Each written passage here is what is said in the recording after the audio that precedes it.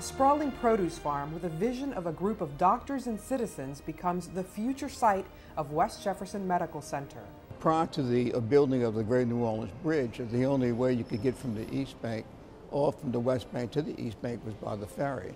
And at that time, there was no hospital on the West Bank. And if there was an emergency, you had to be put on a ferry and taken across the river. Sometimes patients died. It's what inspired founder George Fonseca to inquire about forming a hospital district on the West Bank. And I went over and met Dr. Grant, who at that time was in charge of building hospitals in the state of Louisiana. And he says, well, no, we can't build one. You have enough in New Orleans. I said, but I don't live in New Orleans. I live in West Oswego, and we want one for the West Bank. And he said, well, if you can get a commitment from the police jury, he says, I will grant you a better priority, which I did. But that approval didn't make it easy for landowners to swallow any type of tax increase to make the hospital a reality. A hospital probably was needed, but because of the increase in taxes and the low homestead exemption at that time, any increases could wind up wiping out the value of their property. But in 1956, Hurricane Flossie changed all of that. The ferries were tied up, the Huey P. Long Bridge was closed for the storm, and people had no way of getting across the river to a hospital. With such grim prospects, people voted for the hospital to be built.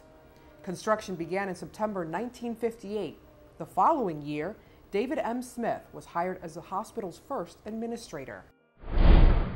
The hospital opened its doors in late April 1960.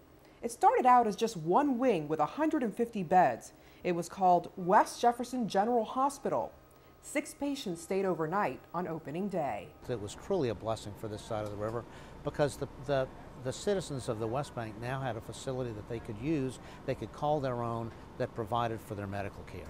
That care brought about many successes and firsts for the hospital during its first decade, including being accredited by the Joint Commission, as well as becoming the first hospital in the southeastern U.S. to employ full-time trained emergency room doctors. The 1970s ushered in an era of expansion. The hospital contributed more than $150 million to the local economy and employed more than 1,200 people. To emphasize that growth, the hospital was renamed West Jefferson Medical Center. The importance of the name change was the demand of the community. West Jefferson, which was conceived in the 60s, was a community-based hospital. Eventually the demands in the area increased, and I think some of the disciplines or the offerings for a medical center became evident. Moving into the 1980s was no easy task. The hospital faced hardship with the oil bust. There were concerns of overexpansion and rising costs. But West Jeff met the challenge head-on by building a wellness center designed to provide preventative measures to keep people healthy, a concept that was copied by many hospitals. The 2 physician office buildings went up, and in 1987, the Family Doctors was created. In the 90s, there was a lot of growth in the hospital. We had to have more elevators, but in order to get elevators, it was a major construction project.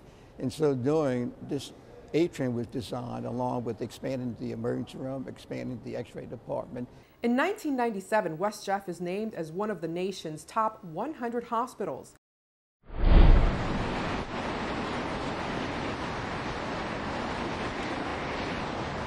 A few years later, tragedy strikes. Initially, it seemed like we had dodged another bullet, similar to some of the previous hurricanes. We sustained some damage, but it wasn't catastrophic. However, we had no power, no water, no telephone service, and we had patients that were still coming into the hospital. We did not evacuate, we did not close our doors, and we continued to see patients through the emergency room throughout the storm. In its 50-year history, West Jefferson Medical Center has weathered many storms. We've come a long way from a farm to the medical complex we are today. Over the years, we have accumulated numerous accolades and programs of distinction, achievement awards in heart health and stroke care, and leaders in cutting-edge technology. WJMC had the first cyber knife center in Louisiana and the first hospital in the state to introduce the Get Well Network patient interactive system. With several firsts, the hospital is poised to salute its staff for their accomplishments over the past 50 years and looks forward to its next 50 years with pride.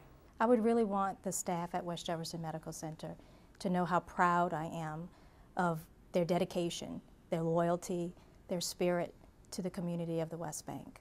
We're About Family is not a slogan for us. It is true. It's accurate. This West Jefferson Hospital has been part of this community for 50 years. We are your neighbors. We're your friends. We're here to take care of you, take care of your mama, and we're going to continue to be here. So what we do is we are charged with taking care of the West Bank community. And we do that proudly, we do it graciously, and we do it because we love this community. I was born at this hospital. I take great pride in making sure that every patient is treated as if they are the most important. And so that's what I want us to continue to do for the next 50 years.